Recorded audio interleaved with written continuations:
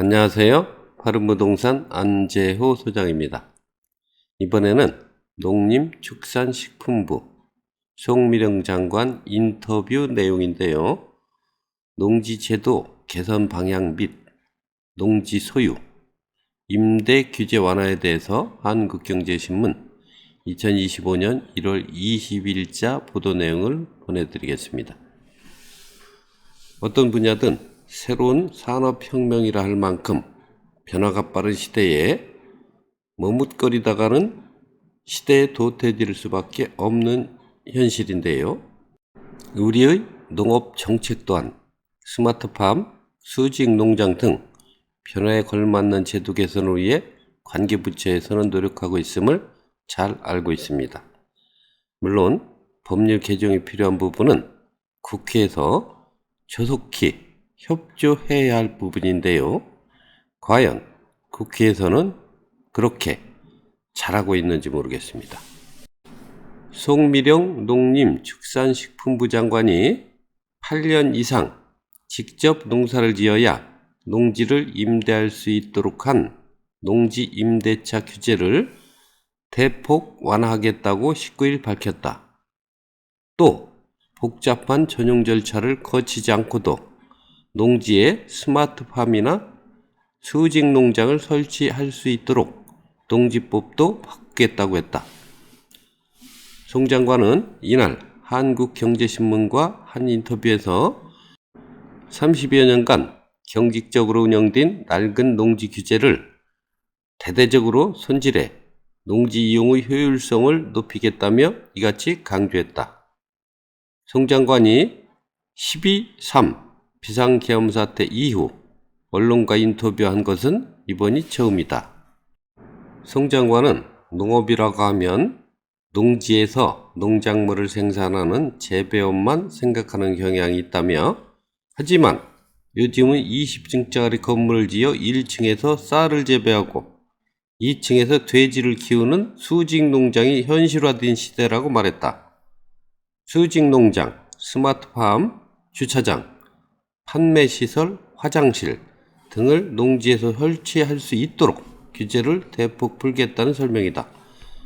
현재 농지에 설치할 수 있는 시설은 온실, 비닐하우스 등으로 제한되어 있다. 농지 소유와 임대 규제도 완화한다는 방침이다. 예컨대 도시에 사는 직장인이 아버지로부터 10헥타 농지를 상속받은 경우 현행 농지법에 따라 1헥타만 소유권이 인정된다. 나머지 9헥타는 농지은행에 위탁해 임대하면 계속 보유할 수 있다.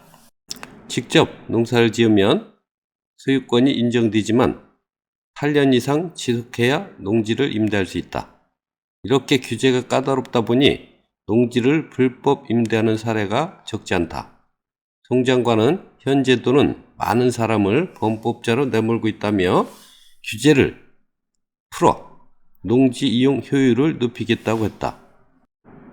절대농지로 불리는 농업진흥지역 해제 권한도 지방자치단체에 넘기겠다는 방침이다. 농업진흥지역은 농업 외 다른 개발 행위는 엄격히 제한되는 땅이다. 국토면적의 8%, 약 77만 헥타가 농업진흥지역 농지로 지정돼 있다. 현행법에 따르면 지자체가 1헥타르를 초과하는 농업진흥지역을 해제하려면 반드시 농식품부 장관의 승인을 받아야 한다. 송 장관은 다만 난개발을 막기 위한 일정 수준의 가이드라인은 마련하겠다고 했다.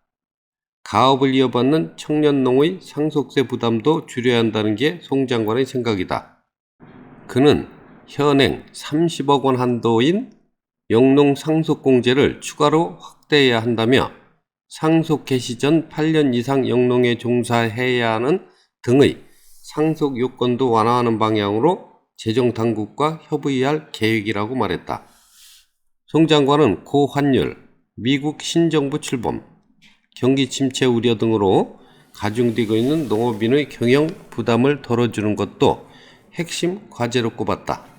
그는 농업 경영 안정을 위한 예산이 더 필요하다고 최상목 대통령 권한대행에 건의했다며 후계 농업 경영인 육성자금, 무기질 비료, 원료 구매자금 등으로 쓸 예산 5,771억 원을 추가 확보했다고 밝혔다. 후계 농업 경영인 육성자금은 청년농을 대상으로 처리대출을 지원하는 사업으로 예산이 기존 6천억 원에서 1조 500억 원으로 늘었다.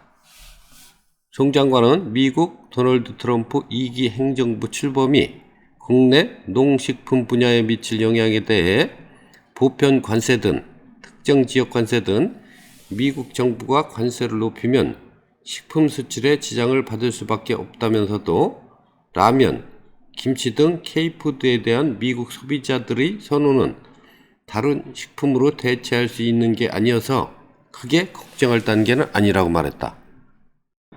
만성적 공급 과잉에 빠진 쌀 산업의 구조 개혁도 핵심 과제로 지목했다.